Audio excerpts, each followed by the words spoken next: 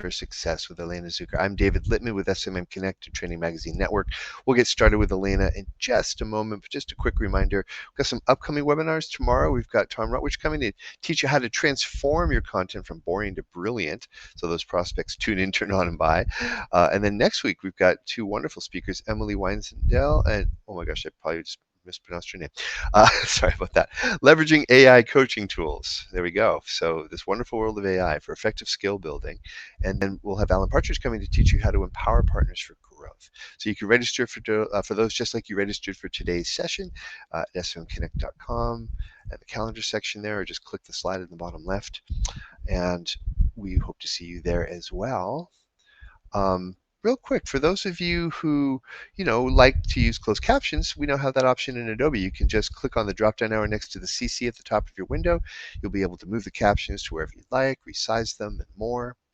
For all of you watching the recording, if you view it using the free Adobe app, it'll be much better than a regular MP4, especially for you mobile users. You can download the handouts, click hyperlinks, and scroll through the chat.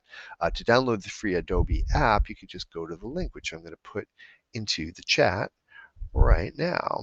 And by the way, thank you for all those introductions, folks. Keep them coming. Yeah. You can also follow us on Twitter if you're sick of getting all those emails from us. Just follow us there. And don't forget to get your copy of Sales and Marketing Management Magazine. All right. Well, Elaina, welcome to SMM Connect and Training Magazine Network. Here Well, you are. thank you so much, David. It's a pleasure to be here. I love talking to this audience. It's so diverse and curious, which is always what I like. I must say, I'm going to maybe do a little bit of throat clearing because I had COVID about 2 months ago. So I want to welcome everybody. Thanks for introducing yourselves. I will begin with the slides in just a couple of minutes. But as David asked, and I still would love to know, where are you calling in from? And what's your role? That would be great. And then you can read those to me, David. Um, okay, St. Louis, Rochester, New York.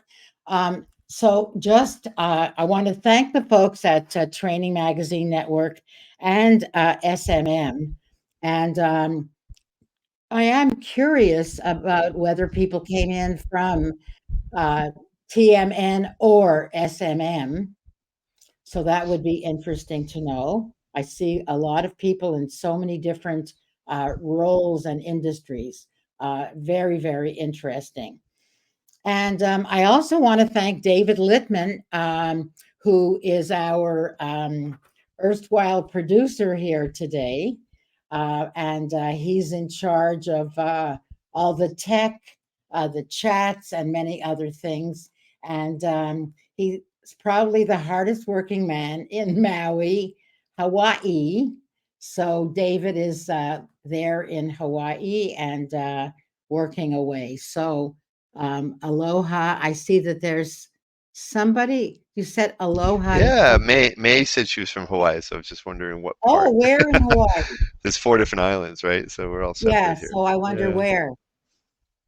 we'll find out. Okay, May is We got typing. Chicagoland, Fayetteville, Arkansas, all around the world actually. The Netherlands, Netherlands, Syracuse. fabulous. I am expecting maybe somebody from Mexico, Mexico City. Okay, Ah, so this is great. So all right, so let's begin, and you can turn off my picture, and let's see, higher educational facilities in Knoxville, Tennessee. Okay, Syracuse. Okay, yes, I'm in Montreal. Okay, so I really want to talk about a little bit about what we're going to do today, and say that this topic is really one of my favorite subjects. Some of you may know me from the topic of influence, secrets of influence, which I've talked about quite a lot here on SMM. But this topic has been a labor of love. So I'm going to give you a little background about how it originated. And this book was recently revised, actually during the pandemic. So there are chapters about working from home because people used to do this in real time. And of course, things are very different right now. But so I have some techniques about doing it remotely and virtually. So it was called A Swift Kick in the Cants, which was, a way to express an accountability partner. But I changed the title because although it was a catchy title, people didn't know really what the book was about. And I feel that U times two is a way to exponentially expand yourself and your own skills and resources. So I've had this research in a file drawer for many years, and, the best research is, of course, boots on the ground. And I started this quite a few years ago when I was newly graduated with a degree in organization development. And I didn't really know very much, I didn't learn very much about group processing. And I met another woman consultant who was a psychotherapist and a group therapist. And she knew quite a lot about that. And so we were stuck in a blizzard one day at her home. And we sort of did an assessment of our goals, our separate goals. And we realized that we had complementary skills that we could help each other with. So we did a kind of rudimentary version of what I'm going to share today. We kind of made a little agreement verbally, of course, at first, on how we would help each other. And I would help her with marketing because I was already had a career in marketing and sales, and she was going to help me with my um, anxiety about handling a group. So that was kind of how it started. And we were so successful doing this. We met each other every week and really shared our progress. And within a couple of months, we had each accomplished almost all of our 1 year goals. So we thought we're onto something here. And we began to teach it to other people, to first to women's groups, to groups of people at conferences. I'll say a little more about that later. And then I started using it with my students. I was a professor at Montclair State University, and I began using it with the students as a way for them to get some support and accountability for them to get through a particular course of study. So that was the origin. Okay. So let me just talk about our agenda for today. I'm going to talk a little bit about the definition of peer mentoring in just a moment. And then I'll talk a little bit about setting goals, because this is only really makes sense, is only relevant in the context of a goal. So I'm going to talk a little bit about that, and then I'll share some of the processes you can use. Like, these are just some techniques, some suggestions, a lot. And I want to mention also that you don't need to take notes, although I would like you to have something to write on if you're not driving, because some of the you may get some personal insights about this. And it's going to be pretty personal, but we will have some participation because I'll be asking you some stuff as we go on. So I have some, if you want to nerd out at the end, I have some charts comparing peer mentoring to other forms of mentoring, helping, coaching, teaching, etc.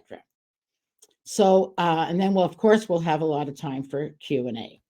So, with that said, before I start with the next slide, is there anything burning in the chat, David, that needs to be answered right away? Otherwise, I will move on. And Yeah, not someone, burning. I mean, Carl did ask a question. Maybe we'll hit it at the start here. Should group dynamics be supplemented using a one-page written agenda for each meeting, with all these notes being retained? okay, I'm not sure. We should, with a one-page written agenda for each meeting. I'm not sure exactly what that means, so maybe you Okay, can maybe put it Carl a can different way, clarify and for I'll us. be Yeah. happy to yeah, I'll be happy to answer it. And someone Okay. said the slides aren't moving. Yes, they're not moving. I was just talking. So you're right. You're not nothing wrong with your device. And Okay, then, so oh, real now, quick, and Steve was also asking about a copy of the book if it's available and how to get it. oh yeah, the book is on Amazon. I'm not really promoting Right. anything much here today. I, I'm just really teaching. Sure, So of course. yes, the book is available on Amazon, and you can get it, by the way, as an ebook. I did do that version of it. However, I really suggest you get the paperback because there are a lot of charts and exercises because that's the way that I teach. And, it might be just good to have them in a printed format and you can write in your own personal book, or, you could print them out if you get the ebook. But I would suggest those of us who are instructors and trainers, today's session is really, for your eyes only. And so, it's all copyrighted material. So I would appreciate if you don't like reproduce the handouts or use it to teach. I know that you won't be doing any of that. So let me talk a little bit about. So basically, the peer mentoring model is a way to get support and accountability for your goals and feedback. So, um, I would like you to just write down, capture your thoughts about that. And then we have a poll now. And because some people have had mentors, some of us have been a mentor. And I'd love to know if you have either, oh, both, very good. Neither. I'm seeing it is like a horse race, David. You see people voting. Wow. Been a Yep. mentor, had a mentor. Many people have had both. And I'm just wondering if anyone is okay. Let's wait until it's over so we can report the results. I don't know what the size of the universe is here today, but interesting. They're going to show us percentages.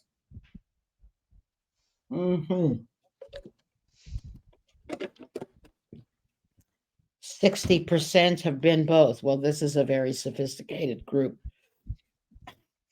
Well, there you go. Okay, so is that the results? I think that's about what we're going to get. Yeah. So Very interesting. Now, let me ask something, and you can just, if you wouldn't mind, pop it in the chat. How many of you have been a peer mentor and uh, know what this is? Been a peer mentor or know what the concept is?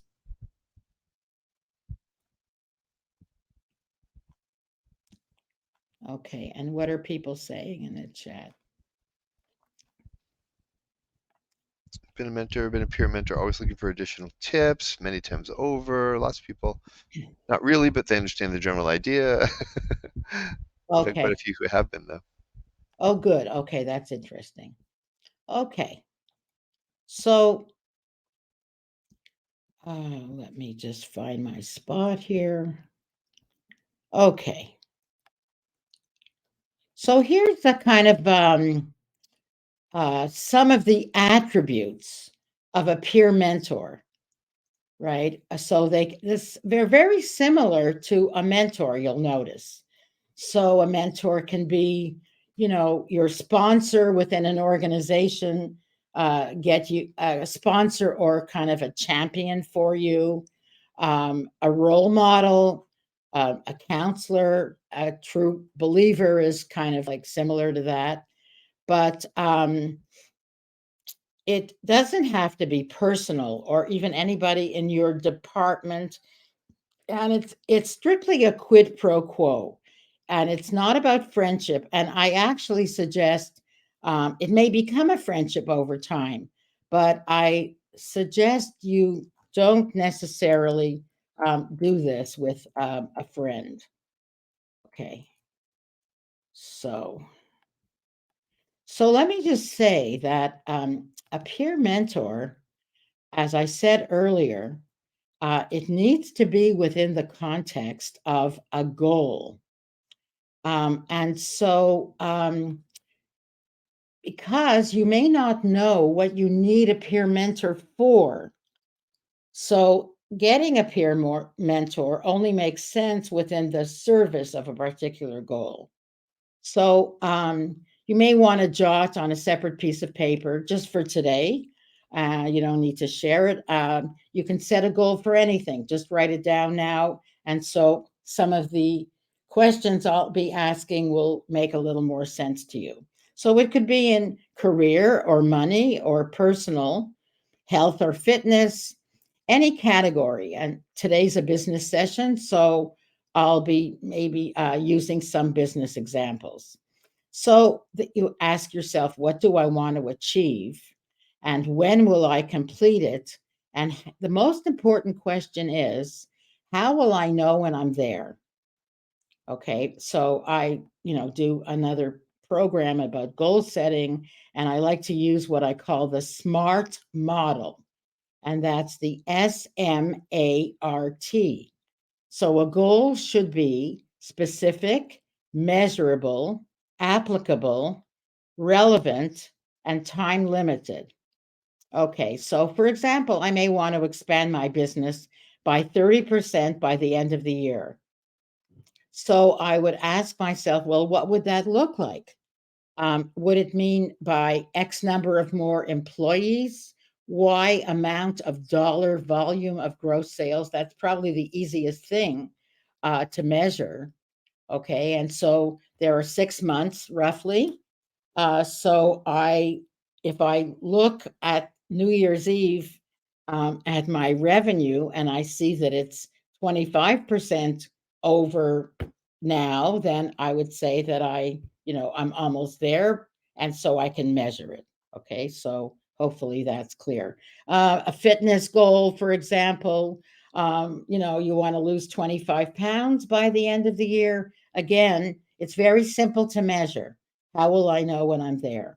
But if you have a goal like improve my relationships or, improve my communication with my boss, it's a little slippery to define.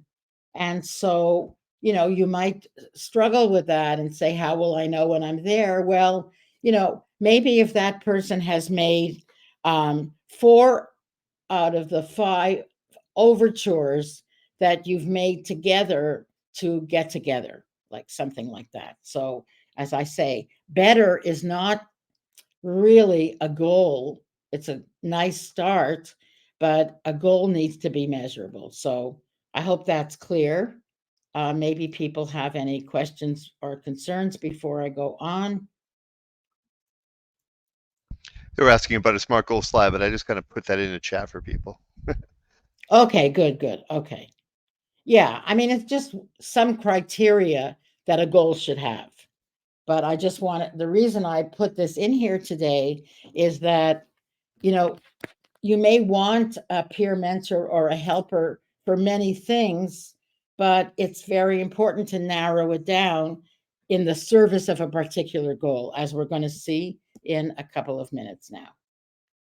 Okay, so now we have another poll, and would you put that up? And this is asking the question, is it up? Yeah. So yeah, oh, good, good, good. These are such goal-oriented people. Never set goals and write them down. Okay, let's wait and see the results. People seem to still be chiming in here. Yeah, so write them down. I'm going to say something about that in a couple of minutes. Maybe that'll motivate people. Never no vote every year. You can do it more often, definitely. So, like what I say is that you can set a goal for what do you want to achieve by the end of the year, and then you could chunk it down into 6 month increments or even by the quarter or by the month.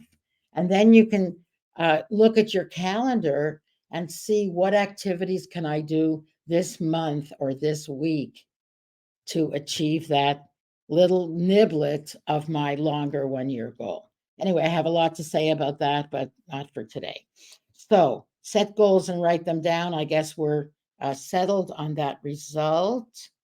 Yeah, so let me just give you a little motivation for writing the goals down, and maybe people could write them down now that we've looked at these.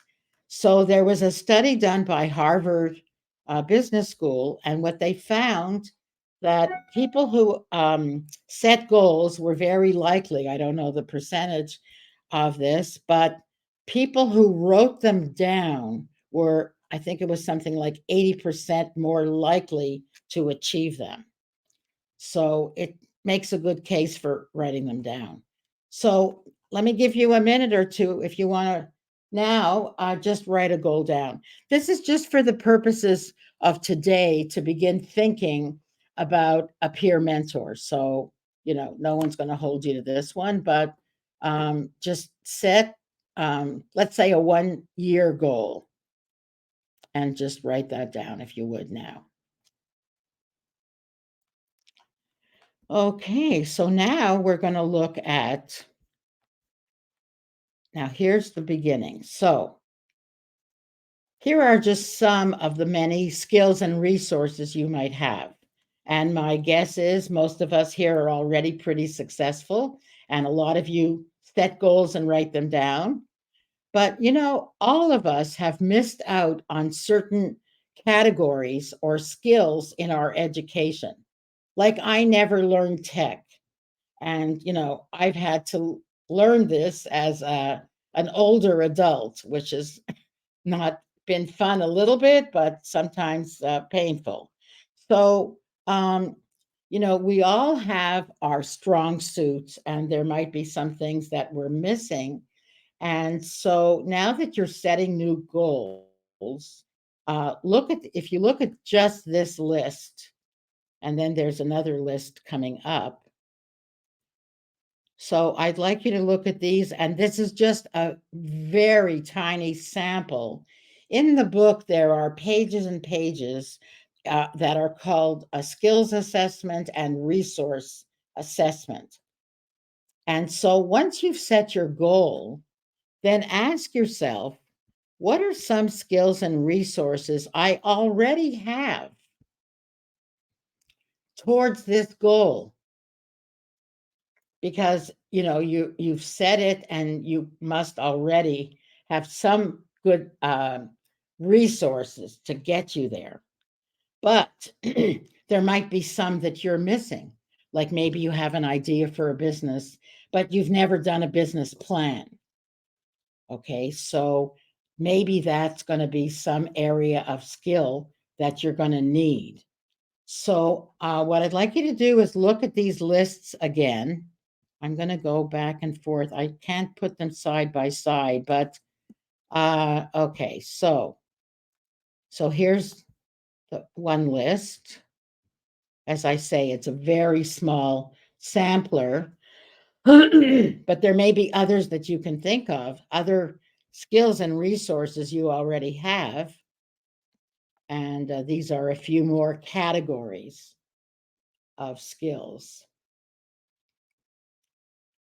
So it's, as I said, it's just for illustration purposes for today. So let me just give you a minute or two to look at that. So what you're looking at here is, what is your goal? Number one. And then what skills and resources do you already have? You can just write two or three of them for now that are going to propel me toward achieving that goal. And then what skills and resources do I need? That if I had, a free tutor or mentor that could help me with those, though, that would be wonderful. Some of us, consciously or unconsciously, resist going forward on our goals and pets because there's kind of one or two things we just don't know how to do. For example, you might have a great idea and you're very good at articulating that, but you may not have the sales or influence skills to go ahead, make phone calls, and make people aware of that. Okay. So, and I will give you some examples of relationships that I've had that make that somewhat easier. So, okay. All right. So, this is something that, I created. Um, I just want to say that I've used this in live groups. So, for example, at the beginning of a conference, I was hired to do this. Let's say there are, 150 people at the conference, and, there's like a kind of opening event. It might involve cocktails, and people are walking around with something in their hand and, you know, tend to click with the people they already know. And really, what good is that? It's you want to meet other people.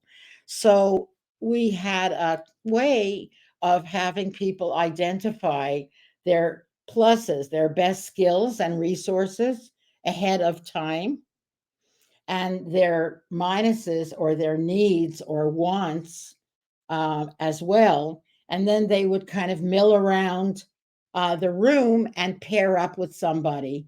And then they would set goals for what is it you want to achieve during this 2-day event.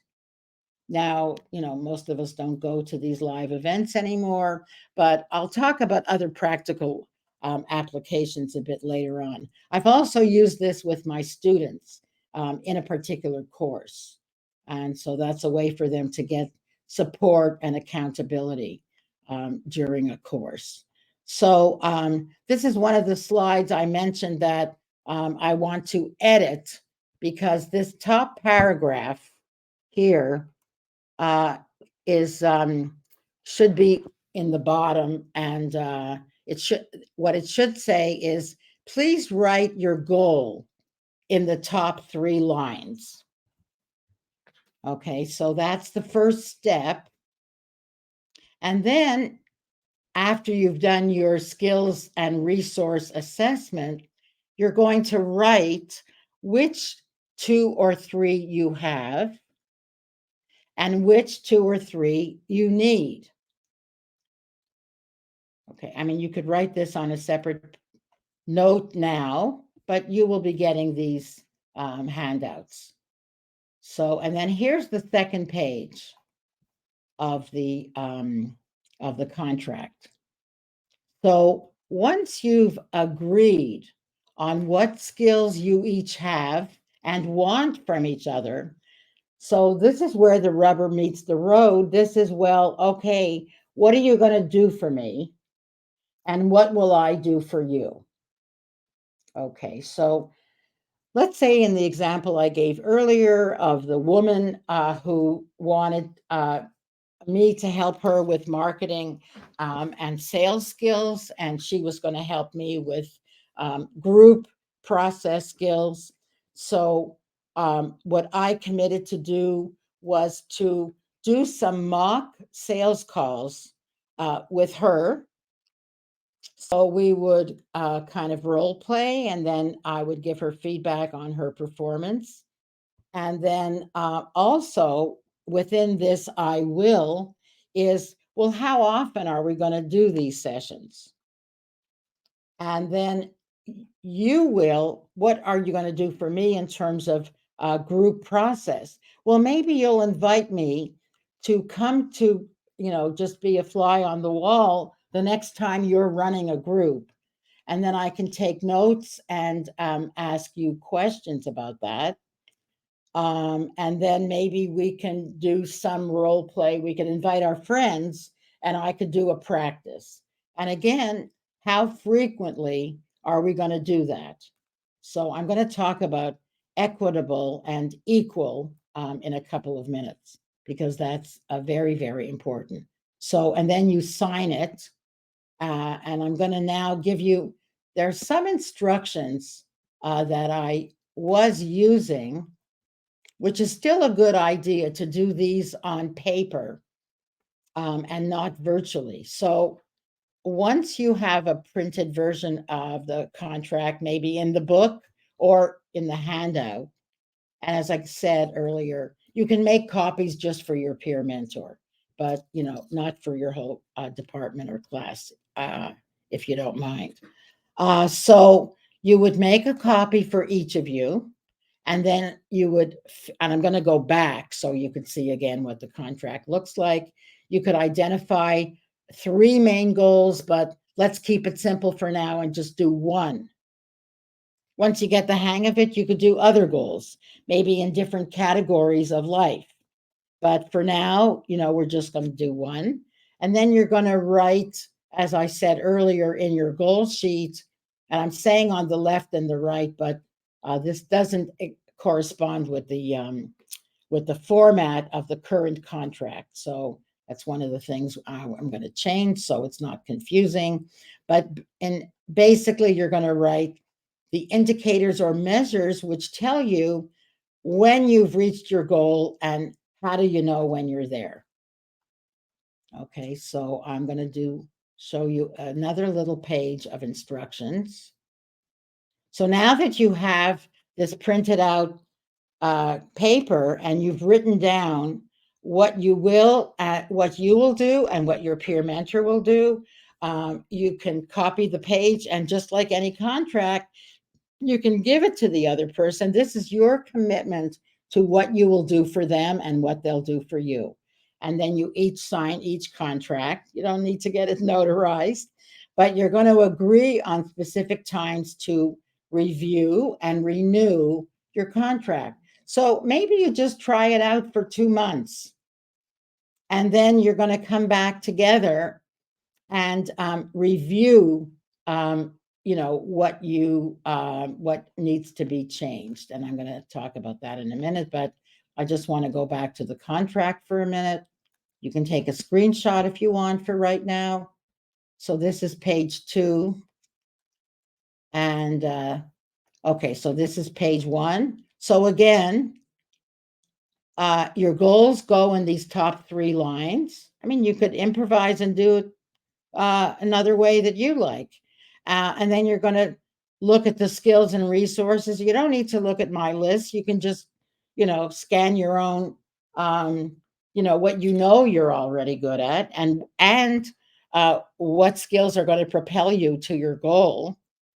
Now, this is a little tricky because these skills may not be the ones that you're offering the other person. These are the skills you're identifying that are going to be good to propel you to your goal. Okay, so there may be other ones that you can offer the person, but you're definitely sure of what you need for your goal. So that is not going to change. And then the second page is, the commitment. Okay. So I know many of you are asking, well, where will I find such a person? I have a couple of chapters in the book about how to find such a person. Um, my suggestion is it's not a friend or relative. It just too loaded and comes with too much baggage. And you know what? It could be a stranger, and it could be the beginning of a beautiful friendship. So now, with any relationship, there are going to be glitches and expectations and disappointments, especially since you've both written down what you will do for each other. And it's like barter. Now, I do want to say that there are other times where you're doing just a quid pro quo with somebody. I will do this for you and you do that for me. Um, I'll introduce you to this person. I just had a conversation like that yesterday with another consultant. We do different things. She's going to introduce me to one of her clients and I'll do the same. So, that's not this, because this is a longer term, more committed relationship. Um, and I'll give you an example. I have somebody that we're peer mentors with each other, but we didn't start out that way. He's a consultant, was in Athens, Greece, and now he's in Dubai. So it's a bit of a time zone challenge, but he is an expert on all things LinkedIn. And I originally hired him to help me with my LinkedIn profile. And he was interested in promoting his little business and was doing some public speaking and seminars. And so we made an agreement, like a peer mentor agreement. We went kind of like off the clock with him being hired by me, but he gave me a lot more skills and advice about LinkedIn, a lot of this tricks and tips. And then I uh, coached him about doing a presentation. He had to do something for the mayor's office in Athens. And, he never really had done that type of thing before. So it was a very satisfactory relationship and very equitable. And we even went on to write an article together called How to Have More Influence on LinkedIn. So, that worked out very, very well. I have another lady who I knew many, many years ago in New York, and she's an expert on branding. And she wanted to do a peer mentoring program at her synagogue. So I uh, taught her how to teach this program, and then she helped me with branding to do my website. So that one was a little like looser than a peer mentor relationship because we didn't have a contract. But so why I have this feedback here now is that inevitably there are going to be disappointments. I showed up for our weekly meeting, and you always seem to postpone or cancel it. And I was disappointed, or I felt that I was, sharing all my trade secrets and you seem to be kind of withholding. There's an area where you have a lot of expertise, and I thought you were going to share all this with me. So, whatever the example is, we're going to be disappointed. Hopefully, we're not. But if we are, then, this is a relationship like any other relationship and requires, care and feeding and adjustment. So we have a little section in the book about how to give feedback so you're not going to blame or wreck the relationship. You're going to be, it's in a loving, supportive uh, space, but giving. So, most of us, if you're in training or if you're in sales or in management, you've learned about how to give feedback. It's descriptive, it's very specific, it's going to be in I language. When you continue to cancel our appointments, I feel neglected, etc. And it should be under their control. You keep on coughing during our Zoom calls. Well, obviously, that isn't under somebody's control. So now I say here solicited, but they may not know that they're disappointing you. So sometimes it might be unsolicited, because that will be a way for you to continue the relationship. Okay, so I know I'm covering this very quickly. This is a much longer session usually, and I've tried to condense it to the main points. And then finally, if you want to nerd out on this, was some of the work that I did uh, to for my own enlightenment, and just to share. And if people wanted to know, well, how is this different from a mentor, or isn't this just like a coach? uh, so what I did was I came up with all these different ways on these dimensions. So this will be in the handouts, but you might find this interesting or maybe not. So, it's on the dimension of power, of competition, of trust, of dependency, etc. So, in a peer mentor, there should be equal, equitable power, and each has power in a particular area. If you find that you're competing with each other, well, you might, want to talk about that. This is a way for you not to compete with other people, because, sometimes you meet somebody and you say, oh my goodness, I wish I had those skills. Now, now you can say, I want some of that. And if you can come up with something to offer that person, well, voila, you are getting some of what you might have been envious about. Okay, so the trust level, the dependency has to be interdependence. And really, the purpose is to help each other grow and develop. And how do you select such a person? You know, if you're a fit. Oh, there was one slide I wanted to share with you.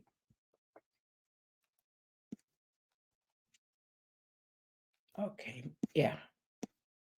Okay. And then this is the second page of this. So these are other, I guess these could be in a different order on the left now that I'm looking at it again. I did it a few years ago, but so um, what these two pages should be one on top of each other, and it is a double page spread in the book, but for the purposes of slides, the type would be too small. So this up here would be in this upper left hand square would be peer mentors, and then how uh, they compare on these dimensions as well. So here we have mentor protege, which is unequal. Those of you who said you've had mentors or been a mentor, this is a scenario where someone is senior and someone is junior. And in peer mentoring, it's equal. And again, teacher, student, or coach and player. Again, there's a knowledgeable one and someone who's the student, the devotee, the protege. And then again, doctor, patient, therapist, and business partners. Now, business partners, I should put that at the top, because um, it's probably not a good idea to do peer mentoring with a business partner. So again, certain categories are kind of like, might be asking for trouble. So I would, choose from the universe of other people. So basically, so much for my formal presentation. I see we have almost 15 minutes left, so that's great. And I want to offer you. This is something. It's a different topic completely. It's my. Some of you know that my main topic is secrets of influence, and this is a free report that I'd love to offer you. It's about influence defined, what it is and isn't. And if you have that link, David, and put it in the chat, I may have given it to you. If not, You did. It's right there in the chat. Now, we'll mention the chat's now at the bottom of the screen. On the right-hand side, though, I'd love to start collecting from you guys. What are you walking away from here today with? What's the best or most useful idea you learned? If you could put that into the poll on the far right side, and then we'll use the chat. Put the link in there as I mentioned, and also, any other questions that she's now put up well, Q&A. I wanted, yes, I did want to get to Q&A. Absolutely. So any So questions can be going in the chat at the bottom there. okay, fantastic. So, all right. So, I will appear again now. You know, I love teaching and I love doing it in person. And as everybody knows these days, it's pretty frustrating because I can't see you, and sometimes you can't see me. And, we like to have more direct people. If we're in these fields, sales and training, uh, we like to have contact. I don't know about you, but I do. So, yeah, so you can put me back in the picture, so to speak. There we go. Okay. And so when people are asking yes, so people are going to put their questions in the chat, Yeah, and we have a few already that came in earlier that we could start with. good, Um, good. Heather was asking, most of the mentoring requests I get are focused on soft skills or competencies. Any suggestions for SMART goals for things like decision making or strategic planning, nimble learning, etc.?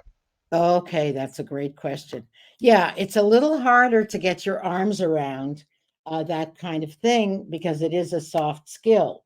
So, like decision making. So, is the person asking you to help them with, I'm so indecisive.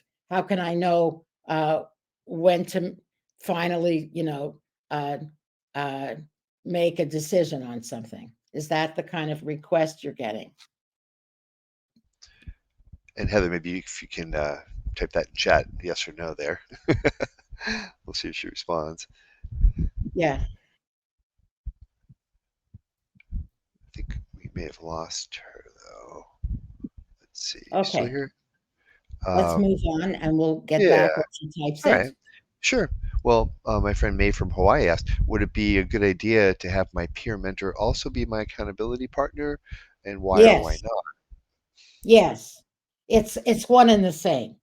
Like when I said like very earlier that it's within the definition of a peer mentor to be your accountability because partner because they're going to know most intimately what you're struggling with and what your progress is. And when you have those weekly or monthly or whatever most frequent meetings, it is a progress meeting. So that's if I know that I'm meeting my peer mentor next Friday, it's like being in a book club or some other kind of goal oriented. I need to get my stuff together to be ready for our meeting. So I hope that answers May. Great. Yeah, thank you.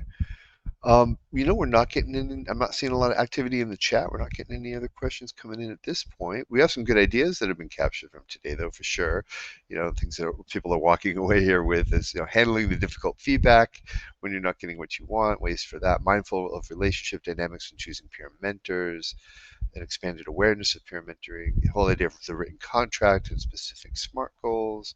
Um, yeah, it's some really good ideas that people are coming away from The today. lipstick, thank you for sharing. Yeah, My that was a lips get very sly dry comment during there. an hour of talking. It's fine. Tanel was asking why not a good idea between spouses. Um, I don't know. I just think it's too much other it brings in other issues. It could bring, I mean, if you think it's fine, go ahead and do it. But, especially when we get to the tricky parts of where you feel someone has not lived up to your expectations of what a peer mentor should be, Maybe you have enough of those conversations with a spouse to do this kind of feedback with someone else. That's the only thing I think. Okay.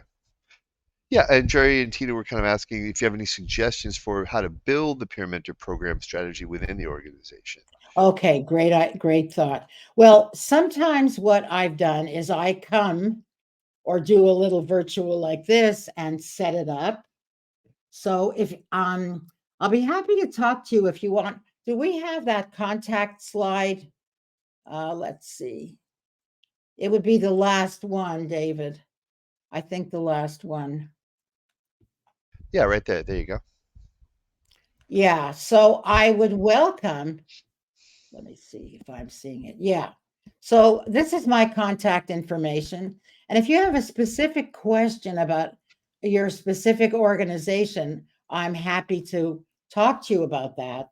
It's a little difficult, like generically, to answer that. But, basically, the most important thing is to have people set goals. And then, as I say, there's a skills inventory within, in the book. Actually, uh, I wanted LinkedIn to do this. So it was a very ambitious, but I thought, wouldn't it be great if you could go on LinkedIn and in your profile, you could list the three things that you're best at. I mean, they do have it in skills, but they don't do anything about it, right? Because they have a very big skills category for you to fill in. But wouldn't it be great if you could fill in your three best skills and the three skills you need most? And they would have an algorithm to match you up with some possible peer mentors wherever in the world they are. So, just as an aside, I one of my goals for this year is to create an app for this, like a kind of match.com, but for peer mentoring.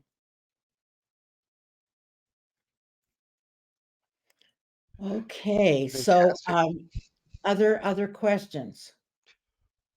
As a follow-up question, Jerry's asking, what's the sell to an organization on peer mentoring? Like, what are some of the benefits or Oh, ways you okay. can sell it? Yeah, good question. Someone also I see in the feedback. Sorry if you covered this, but how frequent and how long should the meetings be? Well, that's entirely up to you both. It's a private relationship and democratic, and you can schedule them for as long as you want. Um, about how do you sell it to an organization?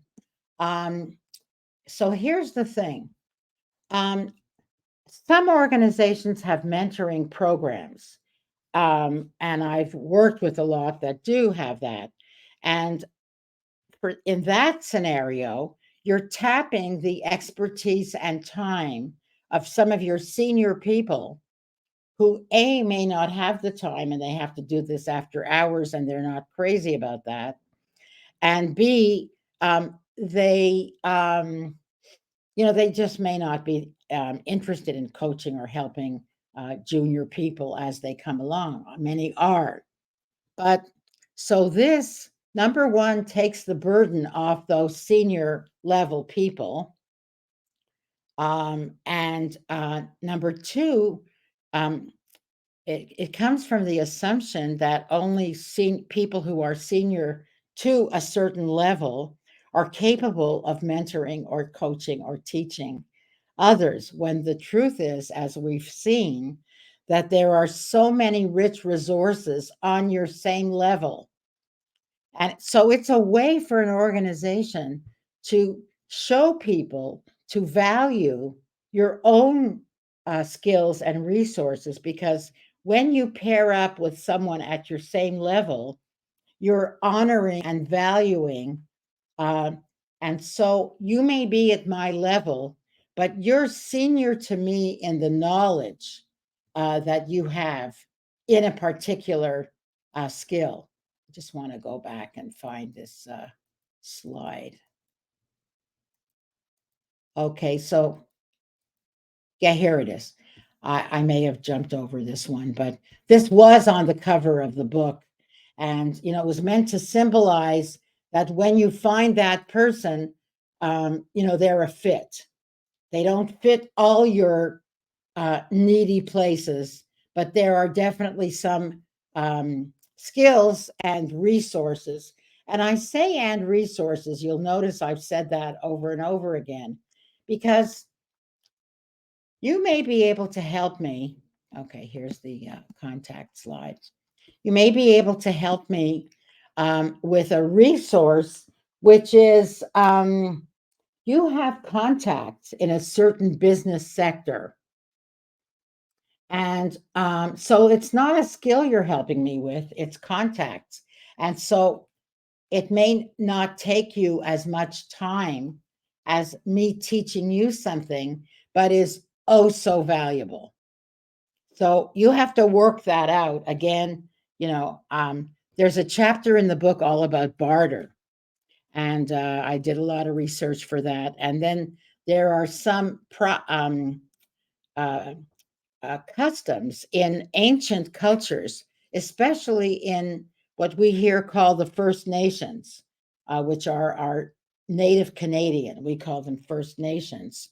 And they've had these practices of potlatch and other ways of exchange services and resources with each other.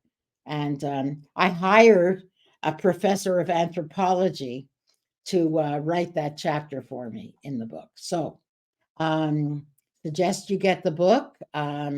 Any other questions?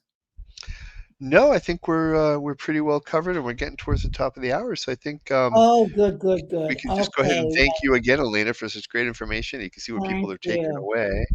So nice to have you, and we look forward to having you back again. Well, thank you so, so much. It was a pleasure. And I want to thank everybody for participating, for your great questions, because it always sparks, more thought for me. And I always learn something. And so good luck. And as I say, please don't hesitate to email me if you have a specific question that you thought of later or that we didn't cover. I hope I got to all of them that were in the chat. And um, I hope you